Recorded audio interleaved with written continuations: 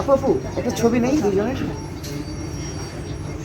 ছবি নেওয়ার নাম করে যে ভিডিওটা নিতেছো পরে যে নিজের না, না, কন্টেন্ট এটা ইউটিউব চ্যানেলে ছাড়বি জি না, এই জি না। এই পার্সেন্টেজ থেকে আপু খোদার কসম এটা আপু আমি একটা মেজাবিন আপনি চাইলে আমি তারা কসম করে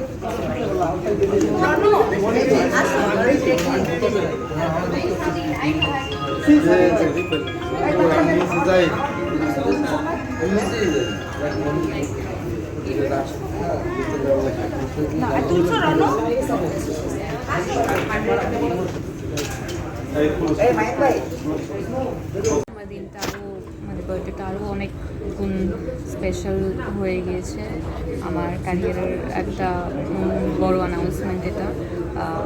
সো সব কিছু মিলিয়ে খুবই ভালো লাগছে। ঈদ কেমন কাটালো? খুব ভালো, দারুণ, খুব সুন্দর একটা ঈদ কেটেছে। কোথায় কাটিয়েছেন? দেশে ছিলাম এবং তারপর দেশের বাইরে ঘুরতে গিয়েছিলাম। পহেলা বৈশাখ কীভাবে উদযাপন করেন মেহজাবিন? যখন দেশে থাকি সবার মতো তো উদযাপন করা হয়, এবার আসলে দেশের বাইরে থাকার কারণে ওইভাবে উদযাপন করতে পারিনি। আমি শুনেছি দেশে যেদিন পয়লা বৈশাখ ছিল তাপমাত্রা নাকি অনেক বেশি ছিল এবং মানে অনেক কষ্ট হয়েছে, অনেকেই ঘুরতে যেতে পারেনি। আমার ভাই বোনরাও আমাকে তাই জানিয়েছে। তো আশা করছি সব কিছু ঠিক হয়ে যাবে। আর এখন তো তাপমাত্রা এত বেশি বলার মতো না, আশা করছি বৃষ্টি আসবে এবং সব কিছু আবার নর্মাল হয়ে যাবে। বর্তমানে আপনার ব্যস্ততা কাটছে কি নিয়ে? বর্তমানে এই তো এখন আজকে তো এটার অ্যানাউন্সমেন্টটা দিলাম, এটা একটা বড় একটা ব্যাপার ছিল এই কয়দিন মাথায়, এটা নিয়েই আসলে এটা বলতে নামটা একটু নিয়ে বলেন। প্রিয় মালতী। সো যেহেতু এই কাজটা হয়ে গেছে, এখন এটার রিলিজ এবং এই প্রিপারেশন বা এইসব প্রিপারেশন নিয়ে আসলে ব্যস্ত হয়ে পড়বো এবং এটার বাইরে আরও বেশ কিছু কাজের কথা চলছে, বাট কোনো কিছু ওইভাবে লক না হওয়ার কারণে আমি মুহূর্তে বলতে পারবো না। ওকে, নাটকে আপনি অভিনয় খুব কম করছেন, কারণটা কি আসলে? নাটকে আপনাকে দেখা যায় না।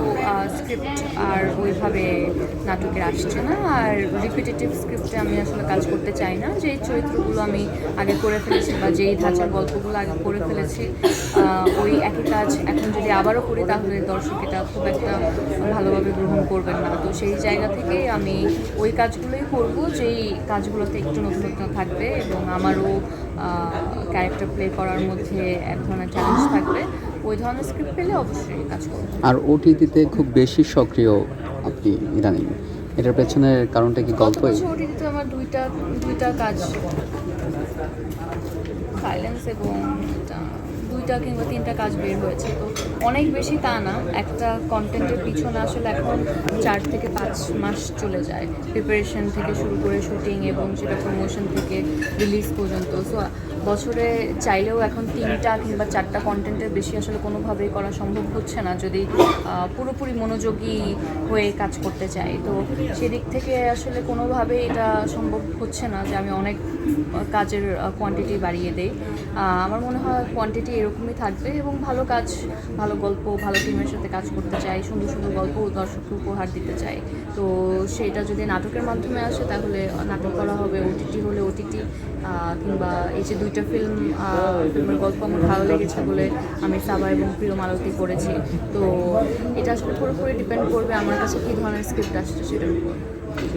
আমরা যদি দেখি তাহলে নাটকের অনেক অভিনেতা অভিনেত্রী যারা একটা সময় হিউজ নাটক করেছেন, রেগুলার নাটকেই তাদেরকে আমরা দেখতে পেতাম, কিন্তু ওটিটি আসার পর থেকে, ওটিটিতে অভিনয় করার পর থেকে নাটকে তাদেরকে খুব একটা পাওয়া যাচ্ছে না। তাদের সঙ্গে আমরা কথা বলেছি, তারা একই কথা বলেছেন যে স্ক্রিপ্ট পছন্দ হচ্ছে না বা গতানুগতিক গল্পতে তারা কাজ করতে চান না।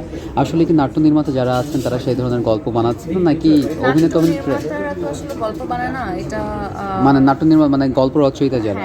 তো ওনাদের উপরও এক ধরনের প্রেশার থাকে, কারণ যারা হচ্ছে স্ক্রিন প্লে রাইটার, যারা রাইটার ওনাদেরকে আসলে অনেক লিমিটেশনে ফেলে দেওয়া হয় যতটুকু যতটুকু আমি জানি বা আমার এক্সপিরিয়েন্স থেকে এটা বলছি যে আমার নাটক আসলে 3 থেকে 4 দিনের মধ্যে করতে হবে এবং এই লোকেশনে আমি যেতে পারবো না, এয়ারপোর্ট দেখাতে পারবো না, ওই হসপিটাল আমি পাচ্ছি না, বাজেটটা এতটুকু।